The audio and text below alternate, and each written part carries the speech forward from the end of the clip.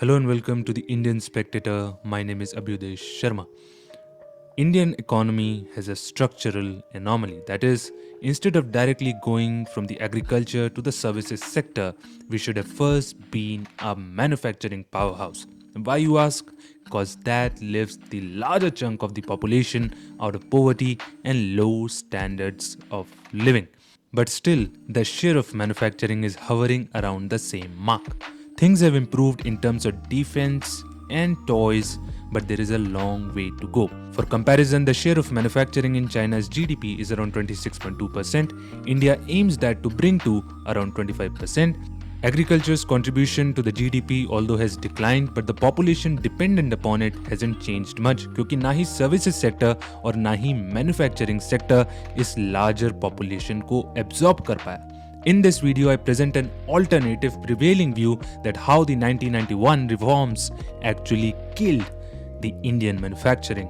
LPG reforms in 1991 was born out of a crisis called the BOP crisis, balance of payment crisis. In simple words, we didn't have enough dollars to service our debt. For instance, India's share in the world GDP fell from 2.2% in 1947 to 0.45% in 1985. Coupled with the rise in prices of the essential goods like oil made us to reach out to the IMF because nobody at that time was willing to lend India. And IMF said, listen India, we'll give you the money, but you gotta relax a little. Relax what? Regulations and restrictions. Open up your economy. So India initiated the reforms. Now it did help in a few sectors where oligopolies were broken and competition made things cheaper for consumers like the civil aviation and the automobile sector. But contrary to the popular belief, automobile, pharma and the software industry couldn't have developed without the active state support. For instance, pharma gained from the IPA 1960, Indian Patents Act 1960, which allowed only process patents, not the product patents. As in, we can copy a product, but not exactly how you did it. Software industry too gained from the human capital which was nurtured by the higher public institutions like IITs, which was funded by the taxpayers. In the automobile sector, we said to the foreigners, okay, listen, you got to source this much domestically, and that's how the automobile ancillary sector developed. Currently, Modi government is also trying to do the same in defense sector. But you only know one part of the story. IT hardware was also manufactured by Indian defense, atomic and space agencies. We were also exporting to other developing nations like Brazil, Malaysia and Indonesia. But somehow, maybe under the influence of somebody, our ex-honorable Prime Minister Manmohan Singh ji said we could be only competitive in the IT software and not the IT hardware. But today, since more and more software is coming embedded in the hardware, I don't know for how long India's software industry can have a golden run. Take another example of Optel, a PSU created in the optic fiber telecommunication system in 1989. First year profit 11 crores. Second year, boom, it increased to 35 crores. But soon two companies, Sterlite, a metallurgical company, and Finolex, who used to manufacture packaging material, came into the market. They used to simply import these optic fibers and simply sheath them into cables. Sheathing is the casing or the covering of these optic fibers. Then, owing to the high custom duty on these optic fibers, they started lobbying with the government, and the government obliged by reducing it from 40% to 10%, and the Optel demised. So you see, cronyism is a part and parcel of the democracies, past, present or future, and the so-called communist nations as well. Second, between 1990 to 91, a lot of Indian companies were manufacturing high-tech radio communication equipment system and a lot other industrial electronics.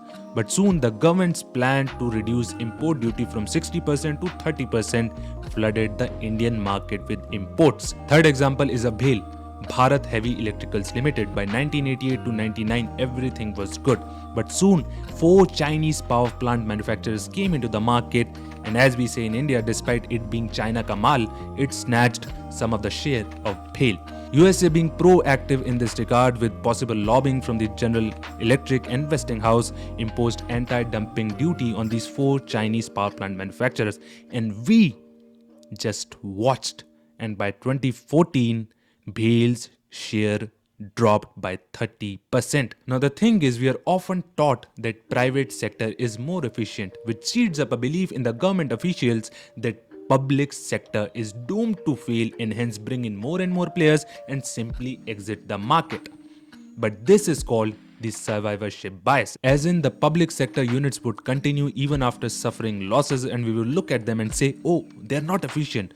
But so many private sector companies have fallen down from the exosphere layer of the atmosphere to the core of the earth. But we would look at a few current survivors of the private sector and say, hey, they are more efficient. Further, the backbone of MSMEs were broken because of reasons like compliance costs, economies of scale, and more aggressive marketing by the global companies with deeper wallets. The promises of a world where it would solve, among other things, unemployment still persist in India, where 2/3 of the unemployed is the educated youth. The government in 1991, before opening up its economy, lacked the good infrastructure, which is now taking a little pace. For instance, we are trying to reduce the logistic costs. So if you're an investor, this sector looks very promising. But this will have a lag time before it starts showing any dividends. And at the same time, India has a very short window where it can reap the benefits of a younger population. Otherwise, the government saying government has no business to do business, a country where only 4.4% of the workforce has gotten any formal skill training, and still no fundamental right of higher education, affecting the human capital and the human development, affecting the inclusive growth of the country. Inclusive growth means everyone grows, not just few at the top.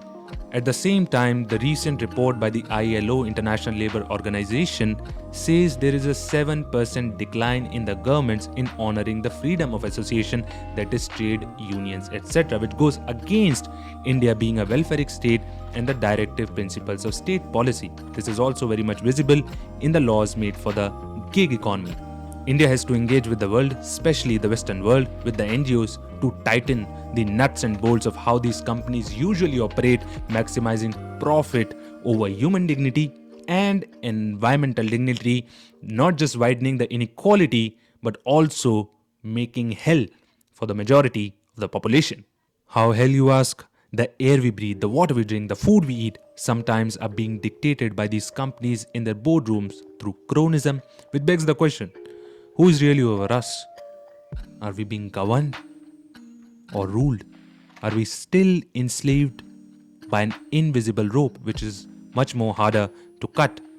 Is there any justice in the absolute sense, where there is no difference, absolutely zero difference between the one at the top, and the one living at the subsistence level? Is there any system better between the communism, socialism, and capitalism, or all three systems having their own defects exploit its populace, some more or less?